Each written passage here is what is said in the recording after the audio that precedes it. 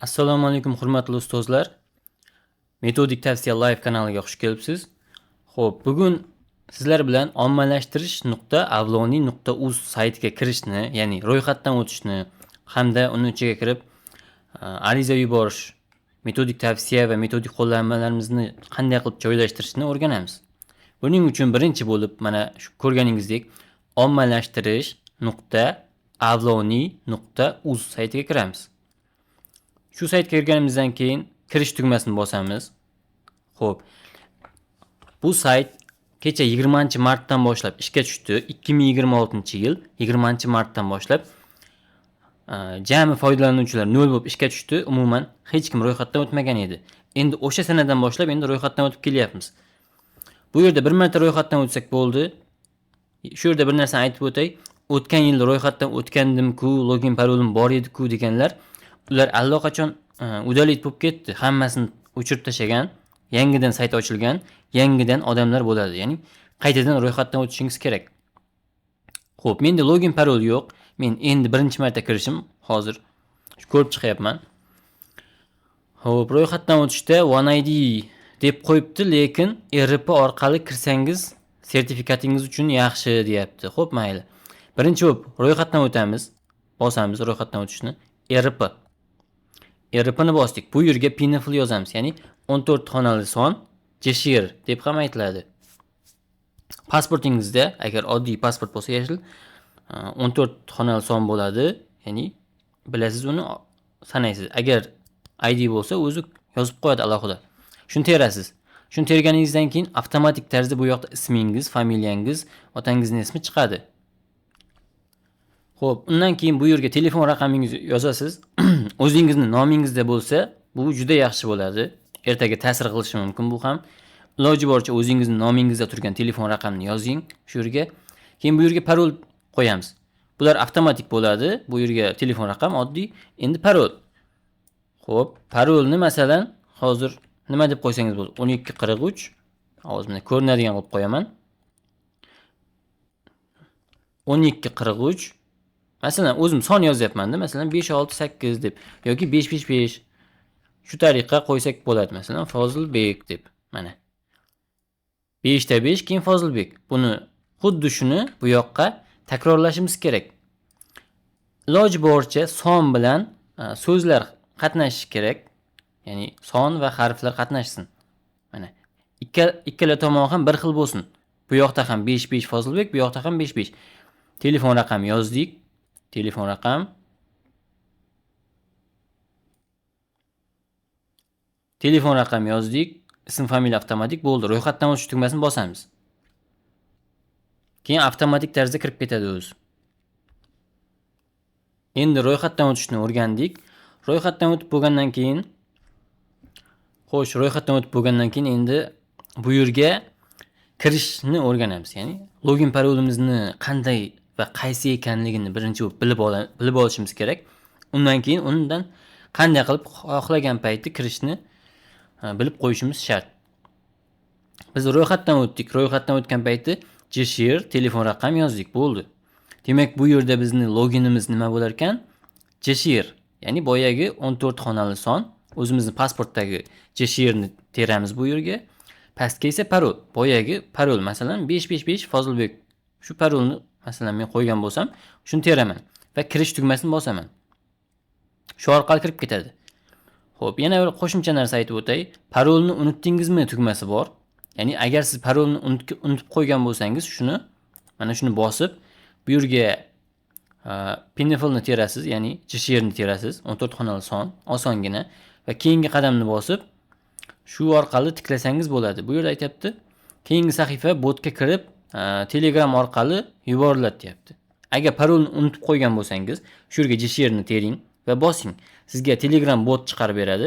O'sha botga aynan o'sha ulangan telefon raqam orqali kiring.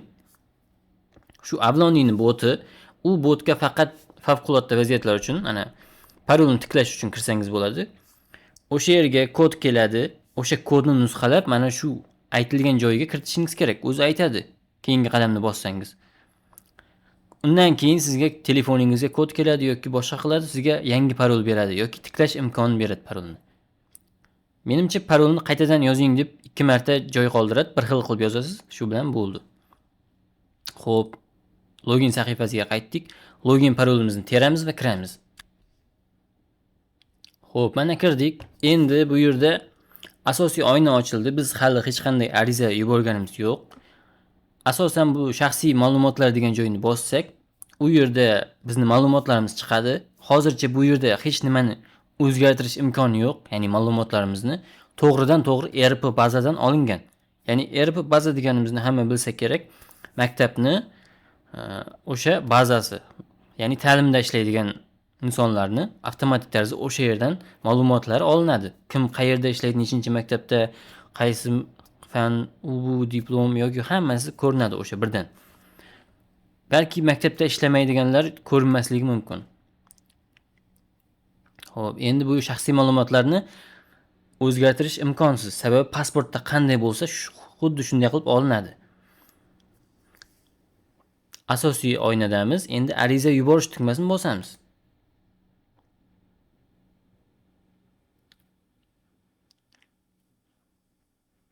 Mana ariza yuborish tugmasini bosdik. Endi bizga chiqdi. Mana shu narsalarni joylasak bo'ldi. Shu tariqa ishlayveramiz. Xo'sh, endi birinchi bo'lib fan degan joyni bosamiz. Bu yerda masalan men hozir kimnikini joylayotgan bo'lsam, o'sha odamnikini tanlashim kerak. Masalan, u tarbiya fani o'qituvchisi. Mana tarbiya fani tanladim. Agar siz boshlang'ich ta'lim bo'lsa, mana shuni tanlaysiz. Chet tili, boshqa fanlar ham bor mana. Ko'rib. Xo'p, mana shu yerda bor rus tili, o'zbek tili, biologiya. Men tarbiya fani tanladim. Ikkinchi bo'lib yuklanadigan hujjatlar, ya'ni pedagogik kengash qarori. O'sha yerga faylni tanlash bosamiz. Ped kengash qarori direktor pechat qilgan bo'lishi kerak hamda uni skaner varianti bo'lishi kerak. Ya'ni ichida pechat ko'rinishi hamda boshqa ism, familiya hammasi bo'lishi kerak. Mana shuni bosamiz. Ped kengash qarori PDF joylandi. Muammo yo'q. Ma'lumotnoma. Ma'lumotnoma deganimiz bu obyektivka, ya'ni siz haqingizdagi ma'lumot, obyektivka, shuni joylaymiz. Mana ustiga bossak bo'ldi. Agar tushunmasangiz mana shu narsaga olib borasiz, unda o'ga mana aytadi o'zi, talabgor to'g'risidagi ma'lumotnoma obyektivka deb yozib qo'yibdi. Bu yerda ham yozilgan. Mana PDF, docs variantlarini yuklasak bo'ladi deb. Ikkitasi yuklandi, yashil bo'ldi. Uchinchisi mutaxassis bo'yicha diplom.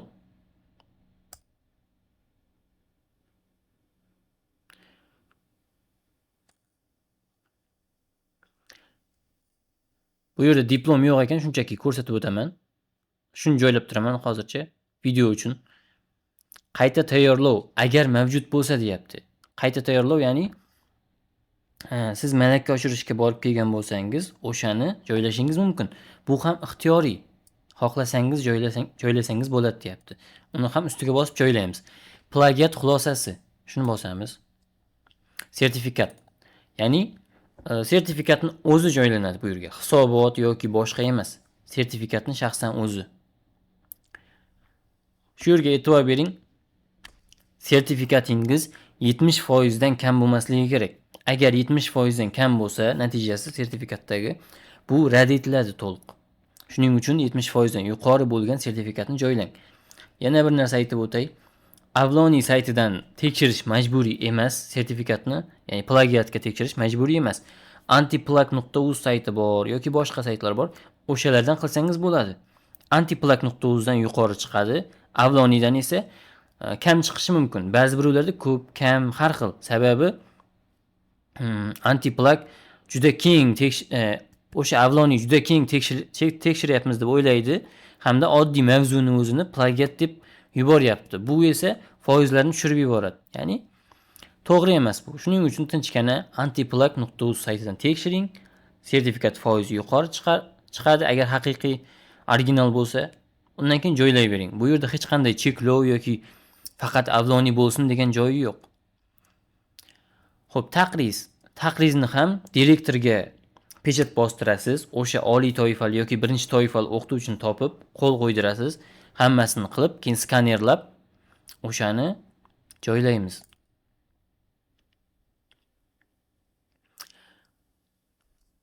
Shu yerga to'xtalsak, ham muallifning roziligi ixtiyoriy deyapti.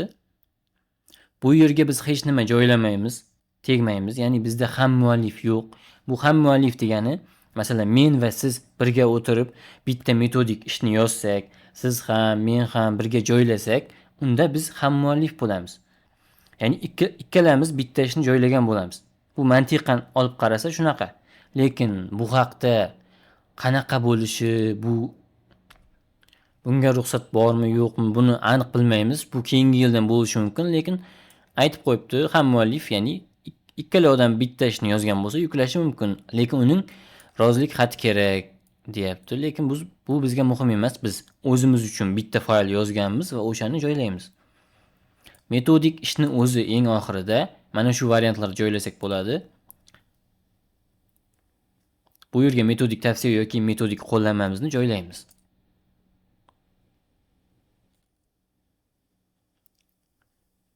Mana hammasi joylandi. Endi yuborish tugmasini bosamiz. Arizani yuborasizmi deyapti, to'g'rimi deyapti. Agar xato qilgan bo'lsangiz, yo'q orqaga deb ko'rib chiqsangiz bo'ladi. Agar to'g'ri bo'lsa, yuborish tugmasini bosamiz. Mana arizangiz qabul qilindi deb chiqdi. Endi yana bitta narsa bor. Agar siz PDF qila olmasangiz yoki PDF Word aylantira olmasangiz, buning uchun tezkor bot bor. Shaxsan o'zim tuzib chiqqanman. Mana Tez PDF Pro. Ko'rsangiz bo'ladi, Tez PDF Pro. Shunchaki botga rasm yoki bir nima yuborasiz. Mana rasmga olib yuboraman hozir. Shuni PDF qilib berdi. 1 sekundmi, 2 sekundmi ketdi bu oddiy rasmga. Yoki Word yuborsangiz PDF qilib beradi, PDF yuborsangiz Word qilib beradi sizga. Tezkor. 10-20 sekund atrofida. Buni shunchaki o'qituvchilar uchun chiqarilgan.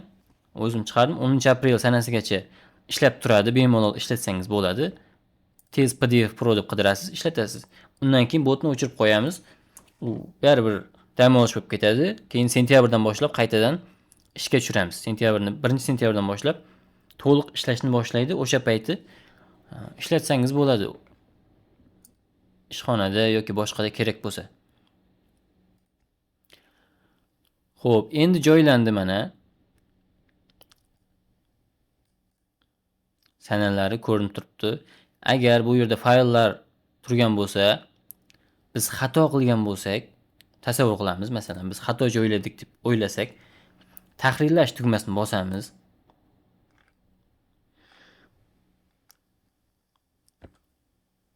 Va mana shu yerdan qaytadan o'zgartirsak bo'ladi. Qanday qilib? Mana, masalan, hozir ko'rsataman. Bu yerda obyektivkani joylaganmiz. Bu yerda yangi fayl tanlasangiz eskisiga almashtiriladi deb yozib qo'yibdi. Agar men hozir boshqa faylni bosib mana shuga bosib tanlasam, bu o'chib ketadi va yangi fayl joylanadi. Faqat bitta joyini o'zgartirsam bo'ldi. Men uchun agar xato bo'lsa, keyin saqlash tugmasini bosaman va bo'ldi. Shu bilan yangilanadi. Shu tariqa metodik ishlarimizni joylashimiz mumkin. Joylab bo'lganimizdan keyin o'zi tekshiriladi va natijalar 20-may sanalariga chiqadi. Hammaniki bir barakay. Shuning uchun kutishimiz kerak joylab bo'lib. Unaqa qiyin emas, oson. Eng muhimi to'g'ri joyladik 6 ta faylni. Yana bitta narsa aytib o'tay. Bu metodik ishlarni ikki usulda tekshirar ekan. Boshda texnik ekspertlar, keyingilari ko'rib chiqadi. Texnik tomonni ko'rib bo'lib, keyin ichini ko'rib chiqishar ekan. Endi yangi nizomda aytilgan, kamida 3 ta odam tekshirishi kerak bitta ishni. Agar 3 tadan kam odam tekshirsa, bu nima deydi, bekor qilinadi. Bu tekshiruv haqiqiy emas deb topiladi, deyapti. Masalan, sizni ishingizni bitta odam tekshirib 10 ball yoki 20 ball qilib tashasa, ya'ni kamaytirib tashasa ballni, bitta odam tekshirsa, siz apellyatsiyaga berishingiz mumkin. Eslatib o'taman, 20-may sanasiga natijasi chiqsa, 3 kun muddat beriladi, bo'ldi. 3 kundan keyin hech nima qila olmaysiz. Shu 3 kun ichida apellyatsiyaga berishingiz kerak va tezda, hamda apellyatsiyaga berdim deb o'tirmasdan o'sha joyga borib aniqlik kiritishingiz kerak. Agar nohaqlik sababdan masalan birovlar past ball qo'yib tashlashi mumkin. Shunday vaziyatlarda hamda 3 ta odam qo'l qo'yadi, bizlar tekshirdik deb, aniq 3 ta odam tekshirgan bo'lsa, unda haqqoniy bo'ladi. Agar bitta yoki ikkita unday bunday qilib tekshirsa, bu haqqoniy bo'lmaydi. Bu narsani yaqinda chiqardi. Shu tarzda bir haqqoniy baholashni oshirish uchun yo'lga qo'yildi deb o'ylayman.